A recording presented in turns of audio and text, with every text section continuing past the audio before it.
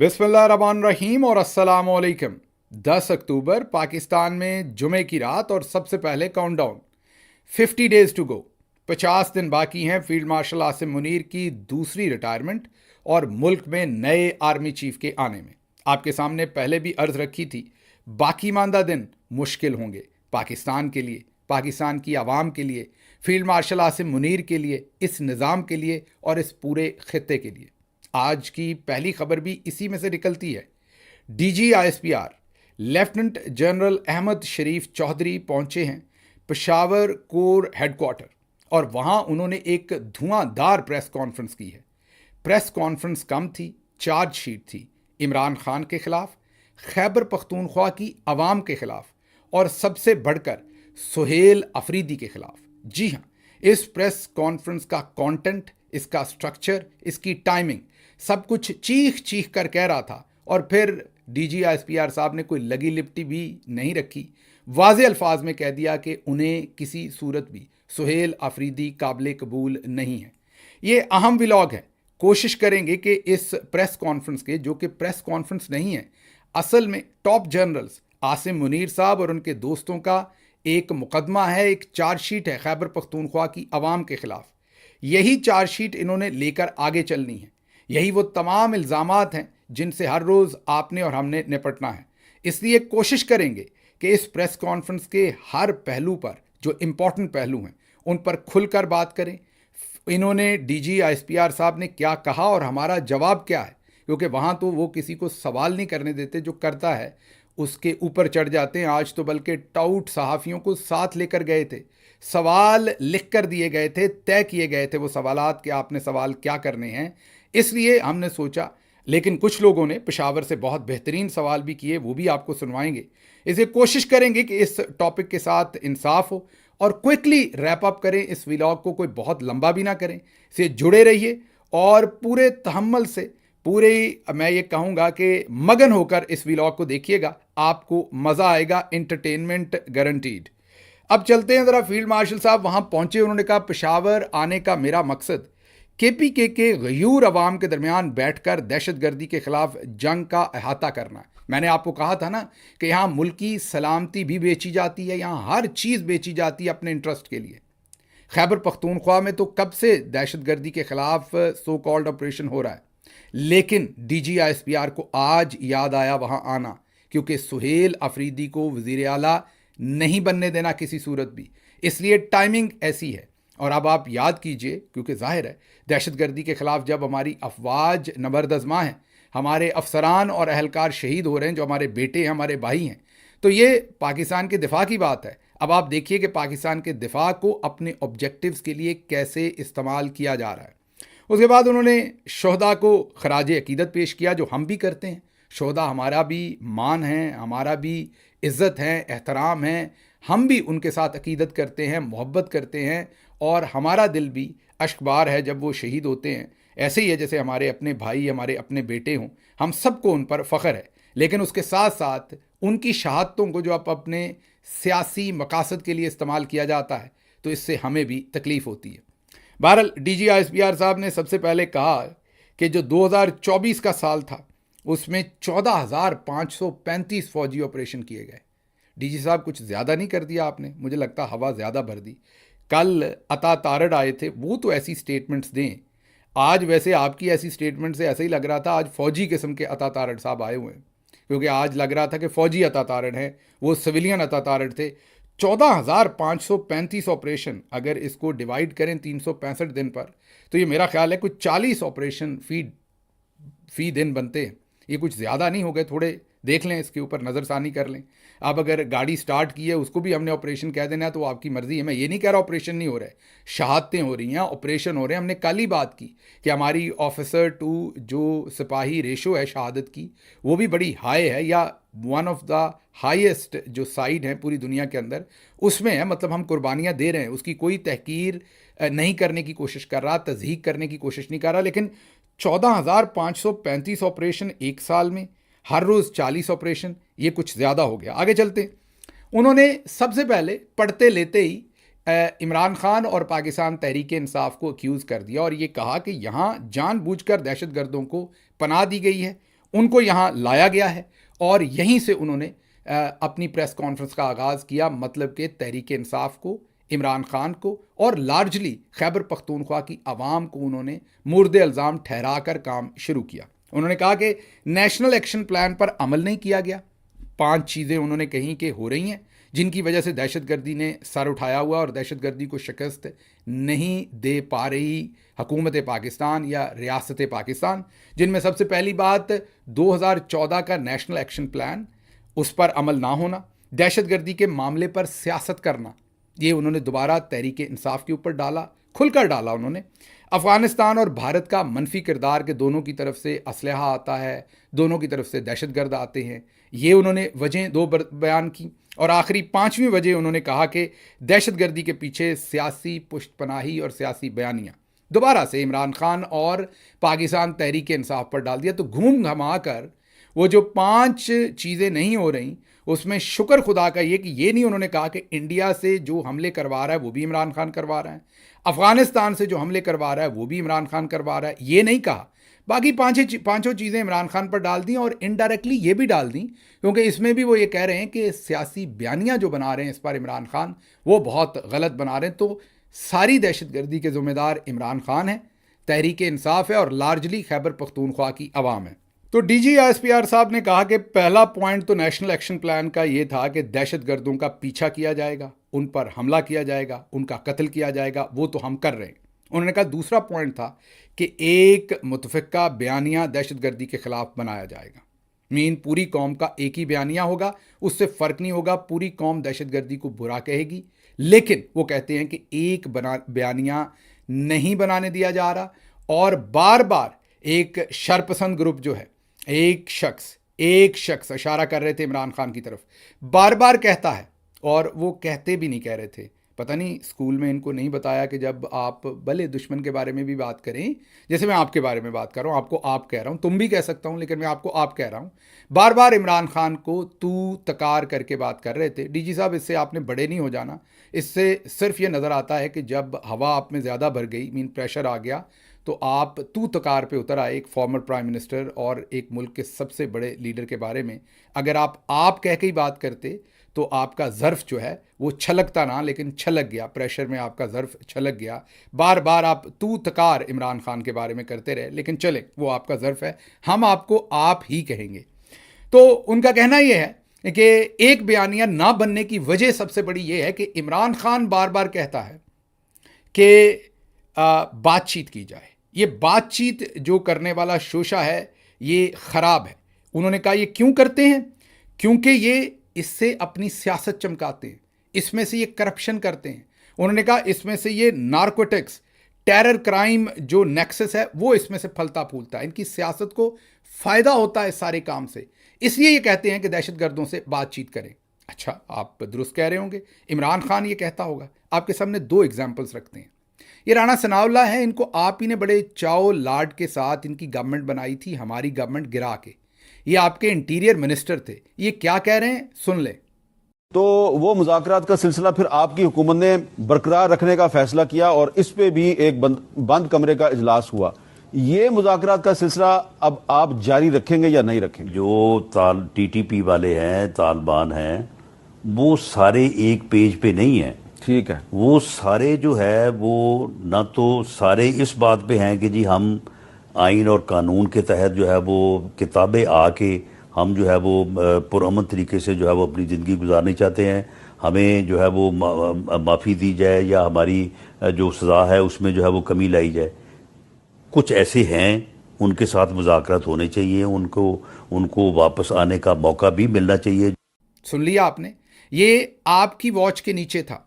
ये जब आपकी गवर्नमेंट थी, मीन हमारी गवर्नमेंट गिरा के आप अपनी पार्टी की, क्योंकि आप नून लीग का हिस्सा हैं, आप हमारी गवर्नमेंट गिरा के आप अपनी गवर्नमेंट लेकर आए थे।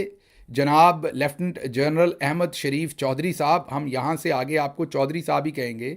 तो चौधरी साहब, ये आपके अपने मिनिस्टर कह रहे हैं कि अच्छे तालिबान के साथ बात करना ज़रूरी है, उनसे हम बात कर रहे हैं। यही नहीं, आगे चलते हैं। ये 7 जुलाई 2022 नेशनल सिक्योरिटी पार्लियामेंट की कमेटी का सबूत है, ट्रिब्यून, जंग समेत तमाम अखबारात के अंदर स्टोरी छपी हुई है। 7 जुलाई 2022 को ये स्टोरी छपी है। 5 जुलाई को ये सब कुछ हुआ था। मंगल के रोज़ पार्लिमानी कमेटी बराए कौमी सलामती ने बाज़ाब्ता तौर पर कालादम तहरीक तालिबान पाकिस्तान TTP के साथ अमन मुआहदे की कोशिशों की तौसीक कर दी। ये पेशरफ्त इस वक्त सामने आई जब अस्करी क़यादत ने अरकाने पार्लिमान को ब्रीफिंग में बताया कि खदशा है कि TTP दाश या दाइश, जो भी आपने से कहना है, खरासान के साथ हाथ मिला सकती है। सिर्फ यही नहीं, राणा सनाउल्लाह में पहले आपको सुनवा चुका, अब ज़रा मरियम औरंगज़ेब, जो आप ही की लाई हुई हुकूमत की उस वक्त की इंफॉर्मेशन मिनिस्टर थी, वो क्या कह रही हैं आपके इस कारनामे के बारे में, सुनिए। सवाल भी है और इसके ऊपर तफसील ये है कि आपको पता है कि 2021 अक्टूबर में ये टॉक्स का आगाज़ हुआ था और इसमें हुकूमती सतह के ऊपर ये टॉक्स हो रही हैं, जो कि अफगानिस्तान की हुकूमत जो है उसको फैसिलिटेट कर रही है। और इसमें civilian representation of the government भी और मिलिट्री रिप्रेजेंटेशन भी है, जिसमें आपने कहा कि सेनेटर की अगुवाई। और अभी आज एक प्रेस रिलीज़ आई है जिसमें उन्होंने सीज़ फायर किया है और उसको हम गवर्नमेंट लेवल के ऊपर सतह पर हम खैर मकदम भी करते हैं। और जो भी टॉक्स कंक्लूड होंगी, एक तो ये पूरी टॉक्स का दायरा कार जो है वो आईनी है, और जब भी ये टॉक्स कंक्लूड होंगी तो वो गवर्नमेंट के अप्रूवल से होंगी और दोनों अतराफ से जो कंसेंसस के साथ की जाएगी बात। और इसीलिए ये आज प्रेस रिलीज़ भी आई है जिसमें ये जिरगा और ये कंसल्टेशन जो है वो इस वक्त जारी है। हम उसको खैर मकदम करते हैं और इंशाल्लाह आइन के मुताबिक जो भी फैसला होगा वो कंक्लूड करेगी ये कमेटी भी, और वो पार्लियामान और गवर्नमेंट के अप्रूवल से होगी। सुन लिया आपने, लेकिन आपने आज पेशावर कोर में बैठकर माजरत के साथ झूठ बोला और ये कहा कि सिर्फ इमरान खान है जो बात करने की बात करता है। हालांकि आप लोगों ने ये बात की, और ये जो मैं आपको 7 जुलाई 2022 की बात बता रहा हूं, ये ब्रीफिंग जो दी थी, ये उस वक्त के आर्मी चीफ, ये किसी SHO ने नहीं दी थी। उस वक्त के आर्मी चीफ, उस वक्त के DG ISI नदीम अंजम साहब और उस वक्त के पेशावर कोर जहां पर आप बैठे हुए हैं, उसके कोर कमांडर जनरल फैज़ हमीद, जिनका आज आप कोर्ट मार्शल कर रहे हैं, उन्होंने ये ब्रीफिंग दी थी। तो आप सब लोग इसमें इन्वॉल्व थे, आप सब लोग इसका हिस्सा थे। आप ही के इदारे ने कहा था कि बातचीत करनी है, आपके इदारे के कहने की वजह से बातचीत हो रही थी। लेकिन आज आप कह रहे हैं कि सिर्फ अकेला इमरान खान कह रहा है कि बातचीत करनी है। फिर आपने कहा कि इसके अंदर जो टेरर क्राइम नेक्सस है, तीसरा पॉइंट आपने कहा, बयानिए के बाद आपने कहा कि नेक्सस है, टेरर क्राइम नेक्सस है, मीन इसके अंदर से टेररिज्म होता है, क्रिमिनल्स इसमें इन्वॉल्व हैं, और सियासी सरपरस्ती। फिर आपने कहा कि इसमें क्राइम होता है, मनशियात है, नार्कोटिक्स और भत्ताखोरी है, नॉन कस्टम पेड गाड़ियाँ हैं, उसका भी आपने पूरे का पूरा नज़ला जो है वो खैबर पख्तूनख्वा की हुकूमत पर गिरा दिया। मुझे ये समझ नहीं कि क्या कस्टम जो है वो सूबाई महकमा है। मेरी अभी तक की इन्फॉर्मेशन के मुताबिक तो कस्टम जो है वो फेडरल महकमा है। हाँ, ये बात दुरुस्त है कि सूबे रजिस्ट्रेशन करते हैं, लेकिन कस्टम आपकी फेडरल गवर्नमेंट का हिस्सा होता है। अगर आपकी फेडरल गवर्नमेंट दुरुस्त काम करे, FBR दुरुस्त काम करे, तो नॉन कस्टम पेड गाड़ियाँ नहीं होंगी। वैसे आप ज़रा ये बताएंगे कि आप लोगों के अपने इस्तेमाल में नॉन कस्टम पेड कितनी गाड़ियाँ होती हैं? चलें, छोड़ते हैं इस बात को। लेकिन बहरहाल ये नॉन कस्टम पेड वाला काम भी आप ही की वॉच के नीचे है, ये फेडरल गवर्नमेंट का काम है, ये खैबर पख्तूनख्वा गवर्नमेंट का काम नहीं है। आगे चलते हैं। फिर आपने कहा कि काउंटर टेररिज्म जो अदालतें हैं, इंसदाद दहशतगर्दी की अदालतें, उनके अंदर सज़ाएं नहीं दी जा रही। ये आपने कहा खैबर पख्तूनख्वा में मुजरमों को सज़ाएं नहीं दी जा रही। सो जब सज़ाएं नहीं दी जा रही तो आपको सपोर्ट नहीं मिल रही, तो जो नेशनल एक्शन प्लान है उसके ऊपर गौर नहीं हो रहा। ये दुनिया भरी पड़ी है हमारी बहनों अनिका निसारों, आसमा शराजियों, गरीदा फारूकियों से, लेकिन हमें नहीं पता था कि हमारी एक बेटी, हमारी एक बहन फरजाना अली, जो खैबर पख्तूनख्वा की सहाफ़ी हैं, हालांकि जो आज DG ISPR साहब थे वो अपने साथ टाउट किस्म के सहाफ़ी लेकर गए थे इस्लामाबाद से, लेकिन फरजाना अली को वहाँ चांस मिल गया। उन्होंने एक सवाल पूछा, सिर्फ एक सवाल, और ऐसा सवाल पूछा कि DG ISPR पहले स्टेट बने अपने मुंह से कि मैं रियासत हूँ, पहले रियासत बने, और फिर अगले ही लम्हे इस बात से फ़रार हो गए कि हम रियासत नहीं हैं। आपको बहुत ही दिलचस्प ये दो चीज़ें दिखाते हैं। पहले ज़रा सवाल सुनिए कि जो, क्योंकि आपको सवाल इंजॉय करेंगे आप। It's a beautiful question. Farzana Ali साहबा ने क्या सवाल किया, सुनिए। सर, दो चीज़ें हैं जो मुझे पूछनी है। एक तो महमूद जान साहब ने जो बात की उसी की मैं बात करना चाह रही थी, और हमारे यहाँ जो बहस होती है तहरीक इंसाफ की जब हुकूमत थी मरकज़ में, तो फैज़ हमीद साहब का नाम बार बार लिया जाता है कि जनाब उन्हीं की वजह से ये जो टॉक्स का प्रॉब्लम बातचीत का सिलसिला शुरू हुआ। मेन करैक्टर जो था वो फैज़ हमीद था। आपने अभी जो हमें स्टैटिस्टिक दिखाए उसमें जुडिशल सिस्टम के फ्लॉज में आपने कन्विक्शन रेट्स भी हमें दिखाए कि कितने ज़ीरो ही था तकरीबन। तो कन्विक्शन तो वहाँ भी नहीं हो रही ना, डिले तो वहाँ भी है। तो यहाँ पे जुडिशल सिस्टम में फ्लॉज हैं, वहाँ पे भी डिले है। तो एक तो ये चीज़ है। दूसरी बात ये है कि ये जो मुख्तलिफ पॉलिटिकल फेसेस भी आपके सामने आते हैं वो ऑपरेशन के ख़िलाफ़ बात करते हैं, या उसके ऊपर मैं अगर ख़िलाफ़ लफ्ज़ इस्तेमाल ना करूँ तनकीद करते हैं। तो उसकी बुनियादी वजह यही होती है कि कोलैटरल डैमेज में जो लोग मारे जाते हैं, कत्ल हो जाते हैं, सूबाई हुकूमत जाके उनको कंपनसेट कर रही होती है। तो पख्तूनख्वा में सवाल ये उठता है तो फिर क्या वो टेररिस्ट थे? अगर वो टेररिस्ट थे तो फिर आप उनको कंपनसेट क्यों कर रहे हैं?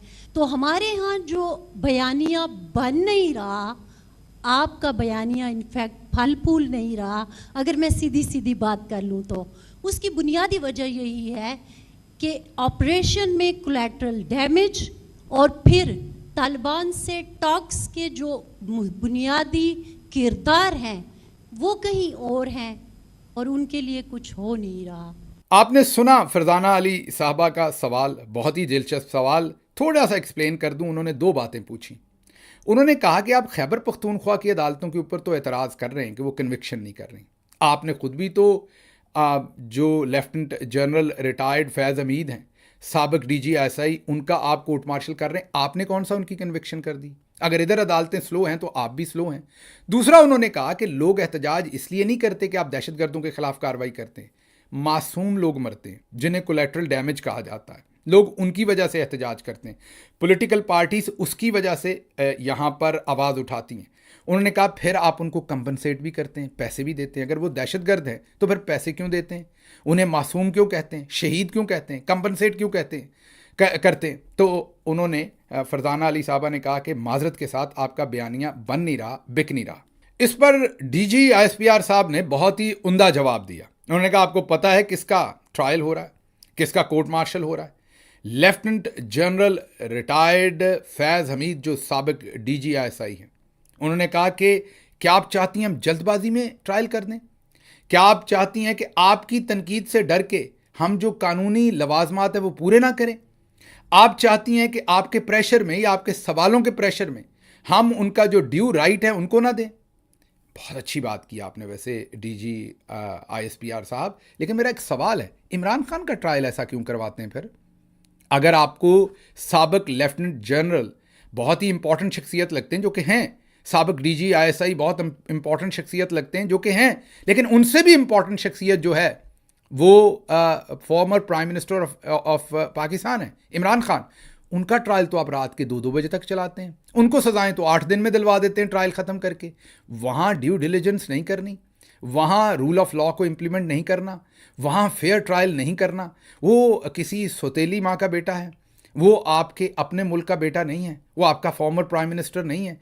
आपके लेफ्टिनेंट जनरल के पास राइट्स हैं, भले आपकी उससे दुश्मनी है, सियासी दुश्मनी है या और कुछ नहीं है उस लेफ्टिनेंट जनरल से, और आगे आप मान भी गए, आप खुद मान गए अपने मुंह से, अगली आगे जाके वो सुनवाते हैं। लेकिन क्या उनके पास राइट नहीं है? चलें इस बात को छोड़ते हैं। आपने एक और बड़ी खूबसूरत बात कही। इस सवाल का जवाब देते हुए आपने अपने आप को रियासत डिक्लेयर कर दिया और फिर आगे 2 ही लम्हे के बाद आप इस चीज़ से फरार हो गए और आपने कहा हम रियासत नहीं है। ये आपको सुनवाते हैं। इन्होंने कहा कि state has to be, institution has to B.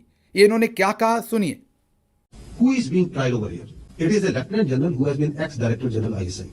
ऐसे ही है। तो ग्रेविटी ऑफ सिचुएशन आप देखिए, और उनका फील्ड जनरल कोर्ट मार्शल हो रहा है ना उनका। तो state has to be, the institution has to be, the state has to be, the institution has to be absolutely deliberate and correct in that. All the requirements of procedure, process, and justice have to be met. Because you would not like, the people of Pakistan would not like to try this case, such a critical and important case, in hurry and haste. ताकि आपके delay को जो आपकी तनकीद है, जिस पे व्यंग्य बनाया जाता है, उसको सेटिस्फाई करने की। सुन लिया आपने, अपने आप को स्टेट कह रहे हैं, अपने आप को इंस्टीट्यूशन कह रहे हैं कि हमने करेक्ट होना है, हमने मेक श्योर करना है कि तमाम प्रोसीजर जो है वो कंप्लीट हो, हमने मेक श्योर करना है कि उनको अपने आप को राइट डिफेंड करने का पूरा राइट मिले। ये बात इन्होंने पूरी कही, अपने आप को स्टेट भी कह लिया और अपने आप को इंस्टीट्यूशन मतलब रियासत भी कह लिया और इंस्टीट्यूशन भी कह लिया। उन्होंने कहा आपकी तनकीद की वजह से हम जल्दी नहीं कर सकते। सवाल मेरा वही है कि फिर इमरान खान को ये हकूक़ क्यों नहीं। आगे चलते हैं ज़रा। मैं यही कहूँगा कि वाह फरजाना साहबा, वाह, आपका सवाल ऐसा था कि एक ही सवाल के अंदर वो स्टेट बने भी और स्टेट से फ़रार भी हो गए। आगे DGISPR साहब ने फ़रार होने से, स्टेट से, रियासत होने से, फ़रार होने से पहले भल सफाई गनवाई, कोरोना गनवाया। उन्होंने बताया कि हम रियासत नहीं हैं लेकिन हम ये सारे काम करते हैं। आपको यकीन नहीं आएगा, आप कहेंगे अभी तो अपने आप को रियासत कह रहे थे। याद है ना, लौंडा लपाड़ा जी, मंसूर अली खान साहब मिलके आए थे, तो उनको कहा गया था कि आपके सामने इदारा बैठा है। और फिर बार बार DGISPR जब सिक्योरिटी ज़राए से ये खबर चलवाते हैं और इस प्रेस कॉन्फ्रेंस में भी अपने आप को बार बार रियासत कह रहे थे, लेकिन यहाँ पर क्योंकि मामला ख़राब हो गया था, जवाब नहीं था, तो यहाँ पर रियासत होने से ही हमने फ़रार ले लिया। फ़रार किस तरह से लिया ये ज़रा सुनिए। फौज जो सी है रियासत का एक इदारा है। आपके आइन के मुताबिक, आर्टिकल 7 के मुताबिक रियासत जो सी है वो मजलिस शूरा है, पार्लियामेंट है, फेडरल गवर्नमेंट है, सूबाई हुकूमतें, ये है रियासत। ये जो आपकी रियासत है, इसका एक बहुत अहम एक इदारा फौज है, बहुत अहम इदारा है, लेकिन एक it is one institution of the state. रियासत जो सी है वो इस पार्लियामेंट्री डेमोक्रेटिक सिस्टम में आपकी सियासी पार्टियां बनाती है। जो उस वक्त की हुकूमत होती है वो रियासत बन जाती है। उस वक्त वो रियासत थी, लेकिन वो जो रियासत है बनाती सियासतदान है। फौज का उस रियासत के साथ एक सरकारी ताल्लुक होता है, कोई जाती ताल्लुक नहीं होता, कोई सियासी ताल्लुक नहीं होता। ये जो आपकी फौज है, ये पाकिस्तान की फौज है, इसमें शिया भी है, सुन्नी भी है, इसमें पंजाबी भी है, पख्तून भी है। आपने सुन लिया, उन्होंने कहा हम रियासत नहीं है, हम तो बस रियासत का एक डिपार्टमेंट है, हम तो रियासत नहीं है, हम तो मासूम से लोग हैं, ये हमारा काम नहीं है, ये तो दूसरों का काम है, हमारा काम नहीं है। हमने क्रेडिट ले लिया सारी चीज़ों का, भल सफाई का, कोरोना का, सबका, और पहले अपने आप को रियासत भी कह दिया, लेकिन इस पर दाद बनती है। वाह फरजाना साहबा, वाह। मैं यही कह सकता हूँ कि क्या सवाल पूछा कि एक ही सवाल के अंदर आपने DGISPR को चारों शाने चित किया। उनके अपने मुंह से आपने कहलवाया कि वो रियासत हैं और उनके अपने मुंह से कहलवाया कि वो रियासत नहीं है। ये मेरा ख्याल है विद इन 2 मिनट्स टाइम के अंदर DGISPR साहब ने पलटा खाया और 2 मुख्तलिफ पोजीशंस जो ली। आगे उन्होंने कहा कि अगर फ़र्द वाहिद समझता है कि उसकी ज़ात पाकिस्तान से बड़ी है तो ये हमें कबूल नहीं है। और साथ साथ ये भी कहा कि कोर्ट मार्शल की वजह क्या है ये आपको पता है। फैज़ का तल्लक सियासत से था, मतलब कि इमरान खान के साथ था। यहाँ फिर उन्होंने तू तकार की, तू करके इमरान खान साहब का जिक्र किया इस जुमले में। फिर बदतमीज़ी थी, थोड़ा सा वो दिखा रहे थे कि जब वो प्रेशर में हो तो वो तमीज़ का दामन छोड़ बैठते हैं, मैं यही कह सकता हूँ। तो उन्होंने फिर कहा कि कोर्ट मार्शल वजह है क्योंकि वो जो बैठा था, इमरान खान का जिक्र कर रहे, वो जो बैठा था, नाम नहीं ले रहे थे, वो जो बैठा था वो उससे सियासी ताल्लुक बना लिया था। ये हम रियासत नहीं है, हमारा सरकारी ताल्लुक है, लेकिन वो जो बैठा था, जो रियासत था उस वक्त, उससे सरकारी ताल्लुक बना लिया था। और अगर फ़र्द वाहिद समझता है कि उसकी ज़ात पाकिस्तान से बड़ी है तो ये हमें कबूल नहीं है, ये DGISPR का कहना है। आगे उन्होंने जो अगला पॉइंट दिया वो कहा कि देखें, खैबर पख्तूनख्वा में सिर्फ 3200 पुलिस अफसरान हैं जो इंसदाद दहशतगर्दी से रिलेटेड डिपार्टमेंट है, मीन उनकी नफरी सिर्फ 3200 है। उन्होंने कहा कि इसको क्यों नहीं बढ़ाया, ये गवर्नेंस नहीं अच्छी हो रही, इसको नहीं बढ़ाया। आगे उन्होंने दूसरे सूबों की भी बात की, लेकिन चले इसी पर बात कर लेते हैं। इसकी बात सबसे पहले तो आपसे ये है कि हजूर, ये जो 3200 है, ठीक है, तादाद कम है क्योंकि रिसोर्सेज कम है, खैबर पख्तूनख्वा के पास ज़्यादा होंगे तो ज़्यादा पुलिस वाले भर्ती कर लेंगे, और फ़ौज भी तो हमारी है, उसको भी तो ज़ाहिर है पूरा पाकिस्तान ही तनख्वाह देता है, सब कुछ देता है। तो अगर पुलिस कम है और उसकी जगह पर हमारे पास फ़ौज ज़्यादा है तो इसमें कौन सी ऐसी बात है कि अगर वो इस्तेमाल हो जाएगी। लेकिन चलें, पुलिस भी होनी चाहिए। लेकिन क्या आप इस सवाल का जवाब देंगे कि क्या यही पुलिस नहीं थी जो आपके ख़िलाफ़ हड़ताल करती थी, जो कहती थी कि यहाँ से मिलिट्री जाएगी तो हम अपनी ड्यूटीज़ ठीक कर सकेंगे? क्या 2 से 3 अजला के अंदर इसी पुलिस ने हड़तालें नहीं की? क्या इसी पुलिस ने नहीं कहा कि आप दहशतगर्दों को छुड़वा के ले जाते हैं, कहते हैं ये गुड तालिबान है, इनकी हमें ज़रूरत है? इस पर क्या आपके मनपसंद चीफ मिनिस्टर साहब ने कई दफ़ा प्रेस कॉन्फ्रेंस में स्टेटमेंट्स भी नहीं दी थी? कि हम गुड तालिबान और बैड तालिबान को मज़ीद बर्दाश्त नहीं कर सकते। आपका नाम लेके कि फ़ौज को अब, फ़ौजी क़यादत को अब ये फ़ैसला करना पड़ेगा कि कोई गुड तालिबान बैड तालिबान नहीं है, हमारे जो हुकूमती मशीनरी है उसको सूबे में काम करने दें। उस वक्त आपको ये सब कुछ याद क्यों नहीं था? तब आप खामोश क्यों थे? आगे चलते हैं ज़रा। फिर उन्होंने कहा कि जो महाजरीन हैं उनको वापस भेजना, ये भी बयानिया बनाया गया। अच्छा, आप ये एक स्टोरी देख लीजिए, लंबी बात नहीं करता। 10 अरब में नदीम अंजम साहब, लेफ्टिनेंट जनरल साहब और ख्वाजा आसिफ साहब ये दौरा कर रहे हैं अफ़गानिस्तान का, और ये स्टोरी लगी हुई है कि 10 अरब रुपए का तालिबान ने मांगे, बल्कि साफ़ी ने आज आपसे सवाल किया कि आपने 10 अरब ऑफ़र किए, तो आपने उसको इनकार नहीं किया, डिनाई नहीं किया, जिसका मतलब ये कि आपने 10 अरब खुद ऑफ़र किए थे महाजरीन को बसाने के। इमरान खान भी यही कह रहे हैं कि अगर उन्हें वापस भेजना, इज़्ज़त और तकरीम के साथ भेजें, धक्के देकर ना भेजें। और आप खुद मान रहे हैं कि आपने 10 अरब रुपए जो है वो ऑफ़र किए थे, लेकिन फिर आपकी बेल मंडे नहीं चढ़ी और आज आप उसका गुस्सा फिर इमरान खान के ऊपर निकाल रहे हैं। फिर जो सबसे खूबसूरत पॉइंट था इस प्रेस कॉन्फ्रेंस का, वो था कि दहशतगर्दी सिंध और पंजाब में क्यों नहीं है। नक्शा दिखाया, कहा कि ये दहशतगर्दी सिंध और पंजाब में क्यों नहीं है, वहाँ पर गवर्नेंस अच्छी है। उन्होंने कहा कि मसला और कोई नहीं है, सिंध और पंजाब में हुकूमतें बहुत अच्छी हैं। आपकी पार्टी की हुकूमतें जो हैं सर अच्छी लगनी है आपको, आप उसी पार्टी के तो इस टाइम वज़ीर इत्तलात बने हुए हैं। उन्होंने कहा गवर्नेंस बहुत अच्छी है वहाँ पर, बाजी मरियम और उधर शाह साहब जो हैं सिंध के, वो गवर्नेंस बहुत अच्छी कर रहे हैं। अच्छा सर, आपने बलूचिस्तान का नाम नहीं बताया, वहाँ पर दहशतगर्दी क्यों हो रही है? वहाँ गवर्नेंस पे आपने सारे ताबड़तोड़ हमले केपी पे हैं। बलूचिस्तान में तो हुकूमत ही सदा आपकी होती है, आजकल भी आप ही ने अपना बंदा बिठाया हुआ है वहाँ।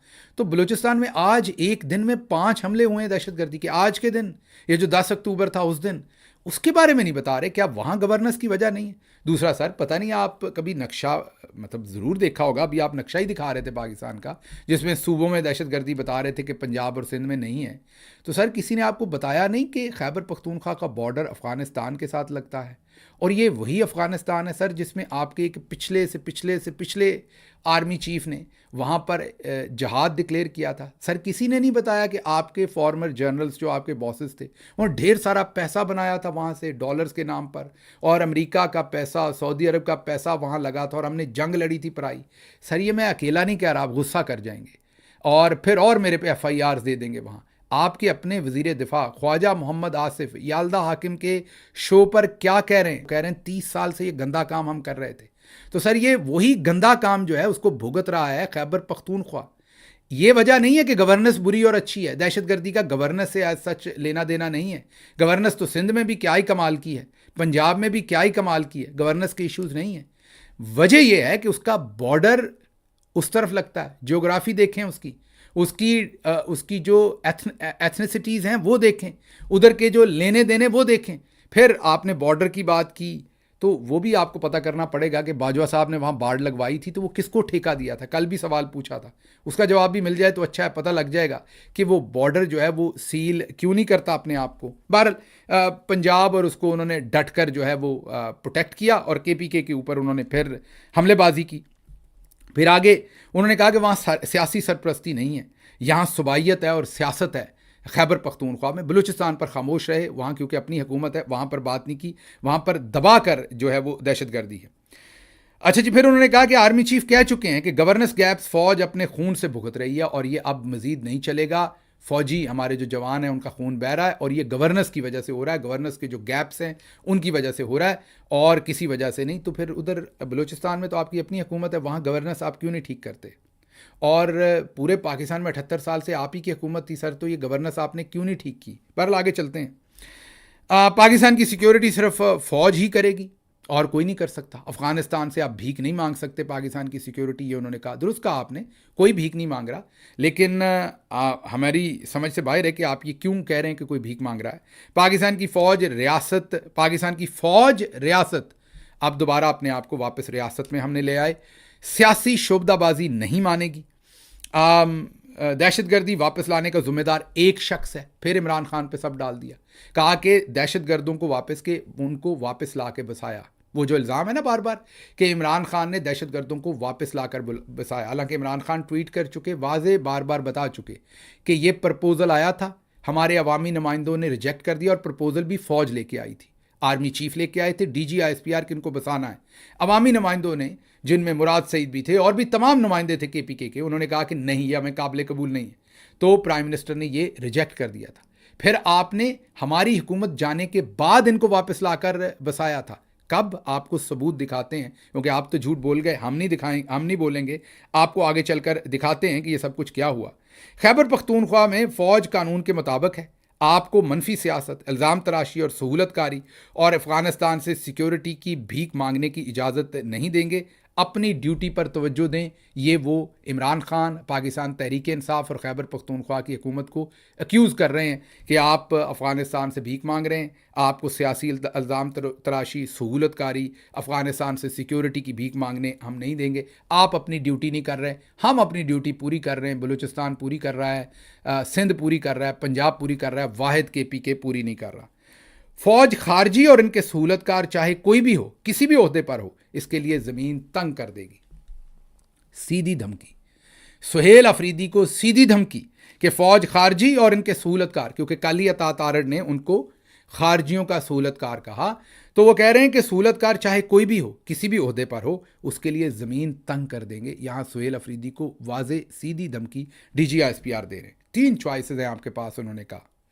पहली, दहशतगर्दों को हमारे हवाले कर दें। दूसरी बात, या तो दहशतगर्द हवाले कर दें या हमसे मिलकर उन दहशतगर्दों से लड़ें, वरना तैयार हो जाएं, हम इनके साथ साथ आपको भी तुन के रख देंगे। ये तुन के रखने का उनका लफ्ज़ नहीं था, लेकिन उनका था कि बस नेस्तो नाबूद कर देंगे, ज़मीन आप पर तंग कर देंगे।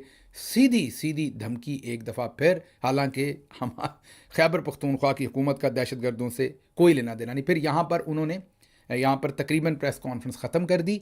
यहाँ पर उन्होंने एक वीडियो दिखाई खैबर पख्तूनख्वा के अंदर शहीदों की। उसके बाद उनकी आवाज़ भर आई, थोड़ी मेरे ख्याल में एक्टिंग थी, आई कैन बी रॉन्ग, लेकिन आवाज़ भर आई।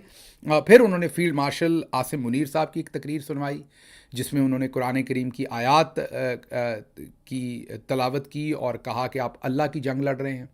जो वहाँ पर पुलिस वाले खैबर पख्तूनख्वा के खड़े थे, उनको कहा कि आप अल्लाह की जंग लड़ रहे हैं, आप ईमान के रास्ते पर हैं, आप कामयाब होंगे।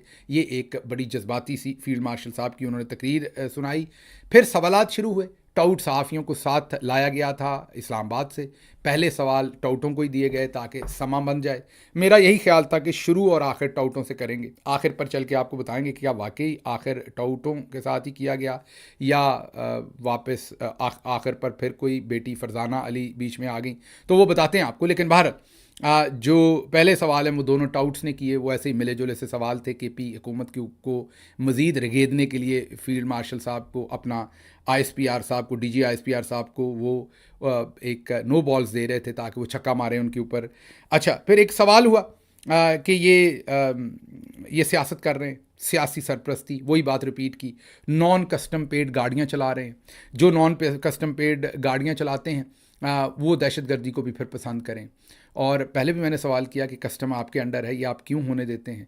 और ये जो बलूचिस्तान से इतनी तेल की स्मगलिंग होती है, ये सियासी लोग करवा रहे हैं। ये वहाँ पर जो FC है, जो रेंजर्स है, जो बॉर्डर कंट्रोल है, वो हमारे पास है। ये गाड़ियाँ हवा में से उड़ के आती हैं। आप इसको कहते हैं कि हमें सील नहीं करने देते, हम बॉर्डर सील करते हैं तो शोर करते हैं। तो ये जो अरबों रुपए की बाड़ लगवाई थी बाजवा साहब ने, वो कहाँ लगाई थी? वो क्या तब सील नहीं कर रहे थे? वो बॉर्डर ऐसे ही कोई जॉर्जेट का सूट था, जॉर्जेट एक कपड़ा होता था, मतलब कोई लॉन का सूट वहाँ लगा रहे थे, हम थान लगा रहे थे। वो हमें तो ये बताया गया था लेज़र है और बड़ी ही ज़बरदस्त किस्म की वो बाढ़ है, कोई गुजर नहीं सकेगा। उसकी पूरी अरबों रुपया लगा था, ठेका भी बड़े किसी ख़ास बंदे को मिला था। तो आगे चलते हैं। फिर बाढ़ का सवाल कर लिया किसी ने, यही जो मैं बात कर रहा हूँ, यही सहाफ़ी ने कर लिया कि जनाब बाढ़ लगाई थी तो फिर उससे बॉर्डर सील क्यों नहीं हुआ? तो साथ ही मैक्सिको और अमेरिका का बॉर्डर याद आ गया। कहा देखें वहाँ से भी लोग गुजरते हैं, बॉर्डर कभी भी सील नहीं हो सकते, बॉर्डर नहीं सील हो सकते। लेकिन KPK की हुकूमत ने सारे दहशतगर्द पकड़ के आपको देने हैं। वो भले बॉर्डर में से गुजर के इधर आएँ उधर जाएँ, उसमें आपका लेना देना नहीं, लेकिन वो आपने पकड़ के देने। 10 अरब की जो स्टेटमेंट उन्होंने दोबारा वही बात रिपीट की कि आप जो महाजरीन थे उनको आप वहाँ पर 10 अरब तक आपने ऑफ़र किया था पाकिस्तान ने, उस पर कोई जवाब नहीं दिया, बिल्कुल गोल कर गए। मैक्सिको और अमेरिका का हवाला देकर उसमें से निकल गए। फिर दोहा मुआहदा हुआ, उन्होंने कहा कि बातचीत तो आप भी करते रहे, ये कोई अनोखी अब बात की बात तो नहीं। दोहा मुआहदा हुआ। पहले आपने तालिबान से बातचीत की, क्या वो भी फ़र्द वाहद कर रहा था? इनसे पूछा कि पहले भी तो तालिबान से आप बात करते थे, क्या वो फ़र्द वाहद करता था? उसका फिर कोई जवाब नहीं दिया, दाएं बाएं निकल गए। आज कौन कह रहा है ऑपरेशन पर बातचीत करें? ये किसका एजेंडा है? वो कहते हैं आज कौन कह रहा है? आज इमरान खान कह रहा है तो वही ज़िम्मेदार है, सबसे पहले से वही ज़िम्मेदार है। मैं ऐसी सूबाई हुकूमत को बर्दाश्त नहीं करता जो ऑपरेशन को ओन नहीं करेगी। आज DGISPR साहब ने वाज़े अल्फाज में कहा कि ऐसी सूबाई हुकूमत को वो ओन नहीं करेंगे। फिर ये कहा कि ये सब कौन कह रहा है कि हमें यहाँ पर ऑपरेशन कबूल नहीं है, ये असल में करप्शन करते हैं। DGISPR साहब ने PTI को, इमरान खान साहब को ये एक्यूज़ किया कि ये ऑपरेशन रुकवाने के चक्कर में यहाँ करप्शन करते हैं। ये करप्शन का इनका एक तरीका वारदात है करने का। अच्छा जी, ठीक है, ऐसा ही होगा। फिर ये बता दीजिए कि नेक मोहम्मद के साथ किसने बातचीत की थी? गुल बहादुर के साथ किसने बातचीत की थी? सूफ़ी मोहम्मद के साथ किसने बातचीत की थी? आपने क्यों मुआहदे किए थे वो सारे? आप वो क्यों बातचीत करते थे उस वक्त? अखबारों में क्यों लगवाते थे? ये सारी स्टेटमेंट्स देखें, अंग्रेज़ी अखबारों में आपकी तरफ से स्टेटमेंट्स हैं, आपके मिनिस्टर्स की तरफ से स्टेटमेंट्स हैं। आप लोग बातें कर रहे हैं, आपके DGISI, आपके आर्मी चीफ, आपके तमाम लोग बातचीत को सपोर्ट कर रहे हैं। तो क्या उस वक्त आप भी करप्शन कर रहे थे? अगर बातचीत करने के अंदर करप्शन है, जो शख्स कहता है बातचीत करो, मामला बातचीत से हल करो, उसका असल मकसद करप्शन है, तो फिर ये आप क्या कर रहे थे? फिर आगे बड़ा जानदार सवाल था महमूद जान बाबर का। उन्होंने कहा कि पुलिस आपके साथ है खैबर पख्तूनख्वा में, वो आपके साथ कार्रवाइयाँ भी करती है, शहीद भी होती है, पूरी मशीनरी साथ है, ब्यूरोक्रेसी साथ है, ऑपरेशन भी आप कर रहे हैं। सो मच सो कि PTI का एक वज़ीर आला आपकी बली चढ़ गया क्योंकि वो आपके ऑपरेशन को नहीं रुकवा सका, ना उसने उसके ख़िलाफ़ कोई बयान दिया, उसने ओन किया आपके ऑपरेशन को। अली अमीन गंडापुर साहब की बात हो रही है, अमीन आपको रोका नहीं, तो आप अभी भी नाराज़ हैं। और क्या करे सूबाई हुकूमत? वो अगर सियासी बयान कोई दे भी रही है, ये सहाफ़ी का सवाल था, उसके बावजूद मशीनरी तो सारी आपके साथ है, पुलिस आपके साथ है, और क्या करे? इसके ऊपर कोई जवाब नहीं था। इसके ऊपर जवाब ये था कि दहशतगर्द जो है ना, उन्होंने शलवार कमीज़ पहना होता है, वो बयानिए से हराया जा सकता है, क्योंकि शलवार कमीज़ पहनकर आपके दरमियान में फिरता है, तो उसको हराया बयानिए से जा सकता है। पुलिस भले हमारे साथ है, पूरा सूबे की सारी ब्यूरोक्रेसी भले हमारे साथ है, सब कुछ भले हमारे साथ मिलकर ऑपरेशन हो रहा है, लेकिन बयानिया हमारे साथ नहीं है। मसला बयानिए का, क्योंकि दहशतगर्द ने शलवार कमीज़ पहनी हुई है, वो आप लोगों के अंदर फिर रहा है, तो बयानिया जो है वो मसला कर रहा है। अच्छा, आगे चलते हैं जी। मुझे पता है वीलॉग लंबा हो रहा है, मुझे ज़ाती तौर पे तो इसमें से कुछ नहीं मिलना, मैं इसे यहीं एंड कर सकता हूँ, but I want to cover this topic. इसके साथ मैं जस्टिस करना चाहता हूँ। मैंने 8 घंटे लगाए हैं इस सारे टॉपिक पर, सारी रिसर्च की है, so I want to put it in front of you ताकि आपको पूरी क्लैरिटी हो, क्योंकि आगे यही मुकदमा चलना है सारा टाइम। आगे किसी ने मतलब लंबा लेक्चर दिया, जवाब नहीं दिया कि इसको कंट्रोल कैसे आपने करना है जब पूरा सूबा आपके साथ है, आप सारी मशीनरी यूज़ कर रहे हैं, तो फिर गिला किस चीज़ का कर रहे हैं? सहाफ़ी ने सवाल किया। आप ये सारी जो मुंह से आग निकाल रहे हैं, क्यों निकाल रहे हैं यहाँ खड़े होकर? कोई जवाब नहीं था। अगला सवाल भी बड़ा जानदार था। उन्होंने कहा क्या फ़ौज सोशल मीडिया को अब कंट्रोल करेगी बयानिया काबू करने के लिए? क्योंकि आप कह रहे हैं दहशतगर्द ने शलवार कमीज़ पहना हुआ है, वो बयानिया से उसको शिकस्त दी जा सकेगी, क्योंकि आम आवाम में मिला हुआ है वो ऑपरेशन से नहीं। तो यही इमरान खान कह रहा है, बातचीत करो, बातचीत में से ही एक बयानिया निकलेगा। वो बयानिया ही दे रहा है आपको, अगर आपको समझ हो तो। जब आप बातचीत करते हैं तो अच्छे और बुरे लोगों को अलग अलग करते हैं, वही जो राणा सनाउल्लाह कहते थे, आप कहते थे, आपके आर्मी चीफ कहते थे, आपके DGISI कहते थे, गुड तालिबान को अलग कर लें, फलाने को अलग कर लें। इमरान खान भी कहते हैं बात करें, बात में से बयानिया आपके हाथ में आएगा। लेकिन आप बयानिया भी चाहते हैं और कत्ल भी करना चाहते हैं, मीन के कोलैटरल डैमेज भी करना चाहते हैं और बयानिया भी चाहते हैं। चोपड़ियाँ तो दो ये तो नहीं मिल सकती। तो इमरान खान आपको रास्ता दे रहा है अगर आपको समझ हो, लेकिन आप रास्ता लेना नहीं चाहते। उन्होंने कहा कि जब पूछा कि क्या फ़ौज सोशल मीडिया को कंट्रोल करेगी, ये जो बयानिया सोशल मीडिया पे आपके ख़िलाफ़ फैलाया जाता, तो आप इसे कंट्रोल कर लें, आप इसे कैप्चर कर लें। तो उन्होंने कहा नहीं, ये हमारा काम नहीं है, ये FIA का काम है, आप लोग अपना वज़न खुद उठाएँ, हुकूमतें अपना वज़न। माशाल्लाह, पूरे पाकिस्तान को डंडा दिया हुआ है आपने। जो एक ट्वीट कर दे, एक अपना व्हाट्सएप मैसेज कर दे किसी ग्रुप में, आप जाके उसे उठा लेते हैं, और आप कह रहे हैं कि ये हमारा काम ही नहीं है, ये आपका काम है, अपना वज़न खुद उठाएं। अच्छा जी, आगे कोई कोलेटरल डैमेज नहीं, तो फिर आप कंपनसेट क्यों करते हैं? बहुत अच्छा सवाल एक सहाफ़ी ने पूछा कि जब कोई कोलेटरल डैमेज ही नहीं, क्योंकि उनसे सवाल ये पूछा कि क्या कोलेटरल डैमेज हो रहा है जिसकी वजह से लोग आपके खिलाफ। उन्होंने कहा नहीं, कोई कोलेटरल डैमेज नहीं, ये झूठ है। DGISPR ने कहा ये झूठ है, ये बयानिया है। वहाँ दहशतगर्द होते हैं, दहशतगर्दों के साथी होते हैं, उन्होंने उन्हें पनाह दी होती है। वहाँ पर हम जब जाते हैं तो आगे से वो फायरिंग करते हैं और जाहिर है उनमें दहशतगर्दों के साथी जिन्होंने उन्हें पनाह दी होती है वो मारे जाते हैं, और ये झूठ बोलते हैं सारे के सारे कि ये सिविलियन है, ये मासूम है। ये कोई मासूम नहीं है, ये कोलेटरल डैमेज नहीं, हम रिफ्यूज़ करते हैं कोलेटरल डैमेज को। अब उस पर जाहिर है यही सवाल सहाफ़ी तो नहीं बेचारा कर सका, लेकिन सवाल ये पूछना चाहिए कि फिर आप इन्हें कंपनसेट क्यों करते हैं।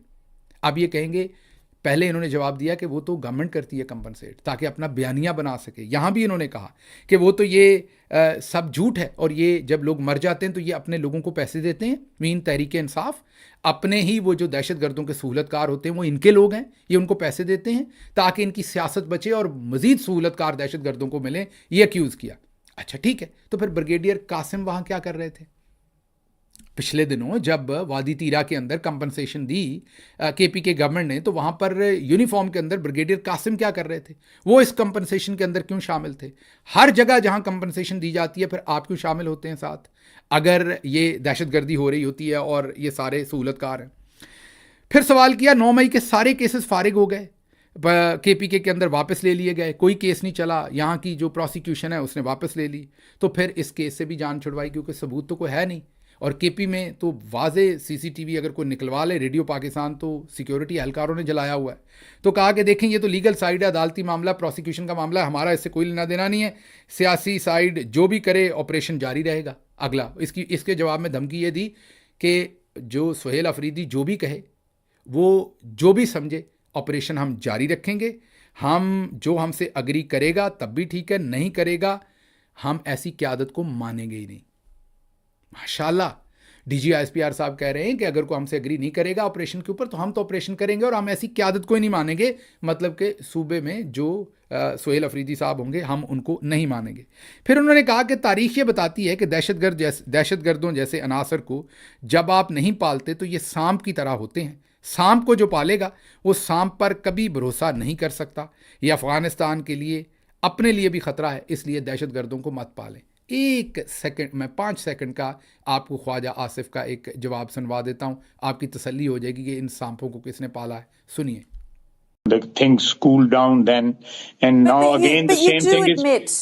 You do admit, sir, that Pakistan has had a long history of backing and supporting and training and funding these terrorist organizations.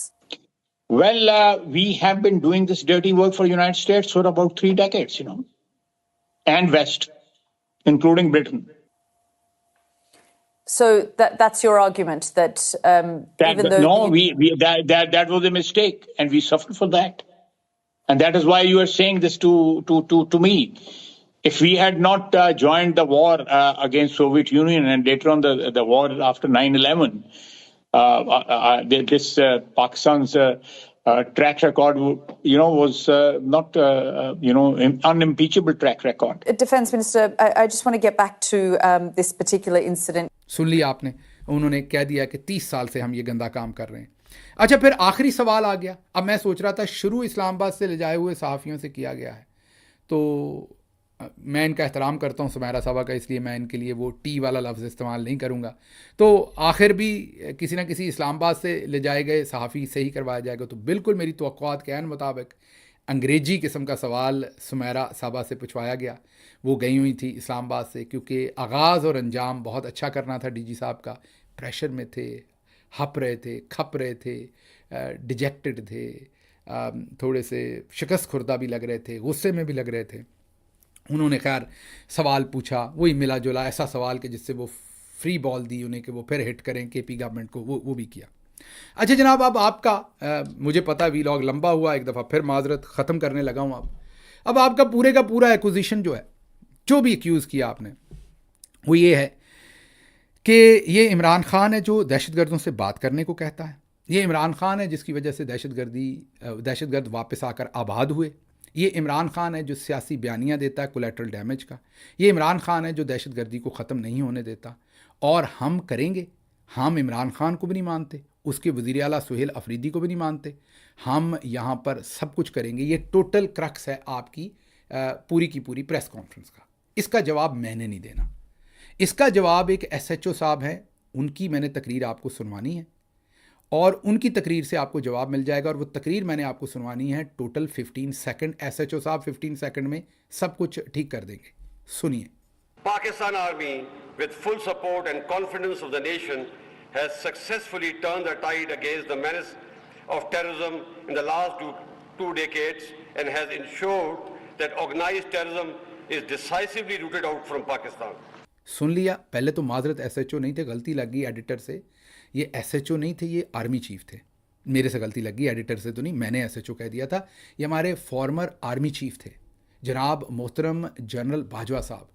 वो कह रहे हैं 8 अक्टूबर 2022 को कि दहशतगर्दी मैंने ख़त्म कर दी है। आर्मी चीफ तो झूठ नहीं बोलता। Chief is army, army is chief. तो आर्मी चीफ साहब ने ये कहा कि मैंने दहशतगर्दी ख़त्म कर दी है। कब? 8 अक्टूबर 2022। 29 नवंबर को आपके आर्मी चीफ आए और आप लोगों का काम आया। मतलब कि इमरान खान की हुकूमत 9 अप्रैल को ख़त्म हो गई। 8 अक्टूबर 2022 को आपके आर्मी चीफ कह रहे हैं कि दहशतगर्दी हमने ख़त्म कर दी, हमने जंग जीत ली है। और उससे पहले उनको बसाने की तस्वीरें, सबूत, अखबारों की कटिंग सब मैंने दिखा दी कि जुलाई में आपके यही आर्मी चीफ, आपके DGISI नदीम अंजम साहब, आपके फैज़ अमीर साहब, सब तालिबान को वापस लाकर बसाने में और सारी वो अपनी कार्रवाई कर रहे हैं। और 8 अक्टूबर को कह रहे हैं दहशतगर्दी ख़त्म हो गई है। तो फिर ये किस दहशतगर्दी का रौला डाला हुआ है आपने? तो फिर अगर ये हुई है तो आप ही ने शुरू करवाई है। इस टाइम तो हमारी हुकूमत ही नहीं थी, ये तो आपकी हुकूमत आई, तो आपने सब कुछ शुरू करवाया। 8 अक्टूबर 2022 ऑनवर्ड, महीने के बाद तो आसिम मुनीर साहब आ गए, तो फिर तो ये उनका फेलियर है। आगे जनरल बाजवा साहब यहीं नहीं रुके। मोहम्मद मालिक साहब की ये स्टोरी है। उन्होंने कहा कि जनरल बाजवा ने चैलेंज करके कहा कि मुझे पार्लियामेंट में बुलाएं, मगर शर्त यह है कि ओपन सेशन हो, ताकि पूरी कौम को पता चले कि इमरान खान के दौर में मंसूबा था कि कुछ लोगों को वापस बुलाकर कौमी धारे में शामिल किया जाए, लेकिन इस पर कभी अमल दरामद नहीं हुआ। अब मैं फिर पूछूंगा कि आप बाजवा साहब SHO हैं? सुने मोहम्मद मालिक साहब क्या कह रहे हैं। और मैंने उनसे एक मीटिंग में एक सवाल किया। मैंने कहा अगर आप जो बातें आप कह रहे हैं सच हैं, तो क्या आपको पार्लियामान के सामने अगर बुलाए कमेटी तो आप जवाब देने पर तैयार हैं? उन्होंने कहा जी बिल्कुल, मुझे पार्लियामान में बुलाएं, लेकिन ये फिर ओपन सेशन होना चाहिए ताकि पूरी कौम सुन ले कि सच क्या और झूठ क्या। और मेरा तो ख्याल ये है कि वक्त आ गया है। सुन लिया, इस क्लेम को आज तक किसी ने रिफ्यूट नहीं किया मोहम्मद मालिक साहब के।